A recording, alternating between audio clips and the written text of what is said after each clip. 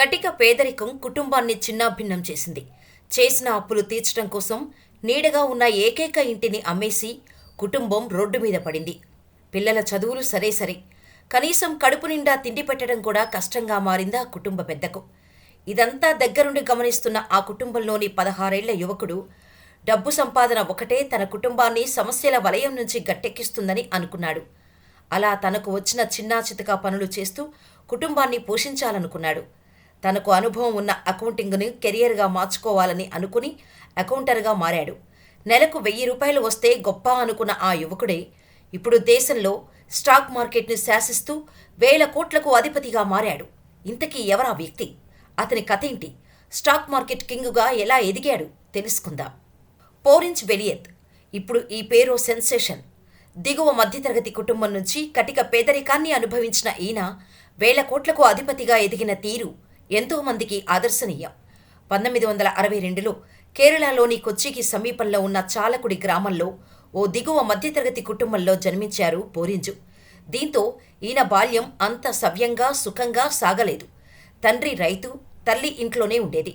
అప్పటికే ఎన్నో అప్పులు చేసింది పోరింజు కుటుంబం. ఇటు వ్యవసాయ పెట్టుబడుల కోసం చేసిన అప్పులు కూడా ఎక్కువయ్యాయి. పైగా సంపాదన లేకపోవటంతో అప్పులు, వాటి తాలూకా వడ్డీలు ఎక్కువ కావటంతో తీవ్ర ఆర్థిక కష్టాలు ఎక్కువయ్యాయి. దీంతో పోరింజు తండ్రికి ఆ అప్పులు తీర్చడానికి ఇల్లమ్మడమే ఏకైక మార్గంగా కనిపించింది. దీంతో పోరింజు 16 ఏళ్ల వయసులో సొంత ఇంటిని అమ్మేశాడు ఆయన తండ్రి. అలా కుటుంబం రోడ్డు మీదకు వచ్చేసింది. అయితే కుటుంబ కష్టాలను తీర్చడం కోసం చిన్న వయసులోనే పోరింజు అకౌంటెంట్గా, టెలిఫోన్ ఆపరేటర్గా పనిచేయడం మొదలుపెట్టారు. ఆ తర్వాత ముంబైకి మకాం మార్చేశారు పోరింజు. తన పేరును ఆంగ్ల అనువాదమైన ఫ్రాన్సిస్గా మార్చుకున్నారు. పోరింజు వెలియత్ కేరళలోని ఎర్నాకులంలోని గవర్నమెంట్ లా కాలేజీల్లో లా చదివారు.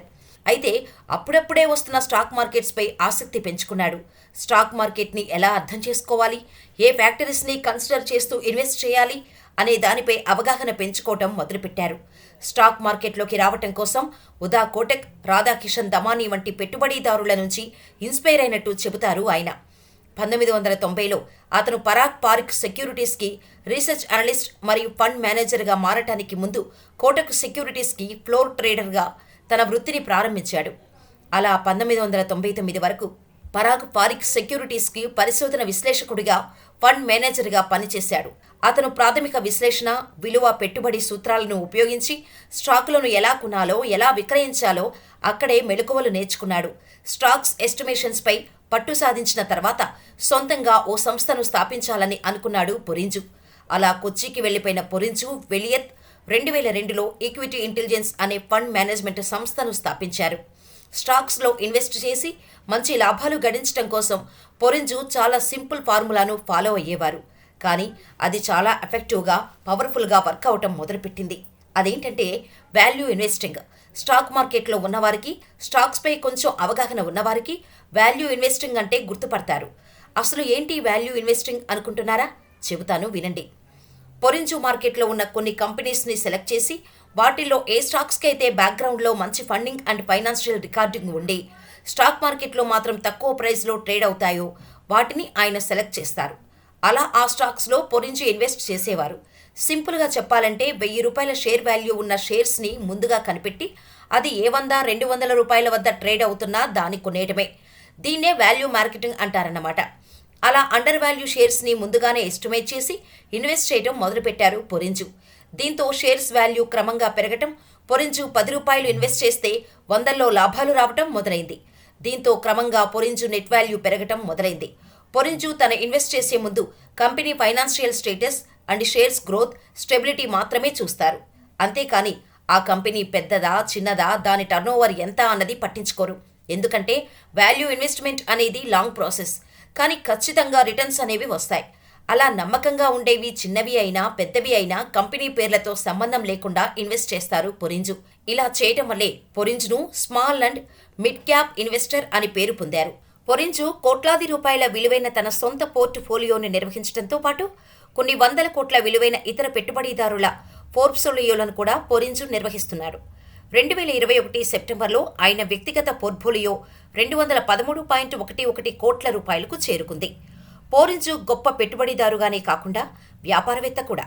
ఆయన ఆర్య వైద్య pharmacy director, Hindustan Unilever limited, సహకారంతో లీవర్ ఆయుష్ బ్రాండ్ పేరుతో విస్తృత శ్రేణి ఆయుర్వేద ఉత్పత్తులను అందిస్తోంది. షేర్ మార్కెట్లో తన అనుభవాలు, తన యూజ్ చేసే మెథడ్స్ ఇప్పటివరకు తెలియడం కోసం పొరింజు ఒక పుస్తకాన్ని కూడా రాశారు. అదే ఒకరియలుడే ఎంగనే నెట్టం కొయ్యం, అంటే షేర్ మార్కెట్ ఇన్వెస్ట్మెంట్కు దశలవారీ పూర్తి గైడ్ అని అర్థం. పొరింజు తన సొంత కంపెనీ పెట్టినప్పుడు తన దగ్గర ఉన్న పెట్టుబడి మొత్తంలో సగానికంటే పైగా జియోజిత్ ఫైనాన్షియల్ సర్వీసెస్లో తన మొదటి పెద్ద పెట్టుబడి పెట్టాడు. ఆ సమయంలో ఆ స్టాక్ చాలా తక్కువ వాల్యూతో ట్రేడ్ అవుతోంది.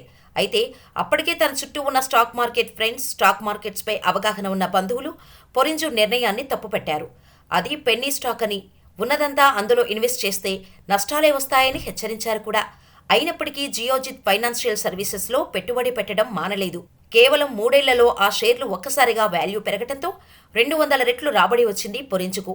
దీంతో అందరికీ పొరింజు ముందు చూపు ఎలా ఉంటుందో తెలిసి వచ్చింది. స్టాక్స్లో అస్థిరతకు భయపడవద్దు. తక్కువ ధరలకు నాణ్యమైన స్టాక్స్ను కొనుగోలు చేయడానికి ఇది ఒక అవకాశమని ఎప్పుడూ చెబుతుంటాడు పొరింజు. అంతేకాకుండా పెట్టుబడి అనేది రాకెట్ సైన్స్ కాదు. ఇది సరసమైన ధరలకు నిజాయితీపరులు నిర్వహించే గొప్ప వ్యాపారాలను కనుగొనడమని తన ఫాలోవర్స్కి బూస్ట్ ఇస్తూ ఉంటాడు.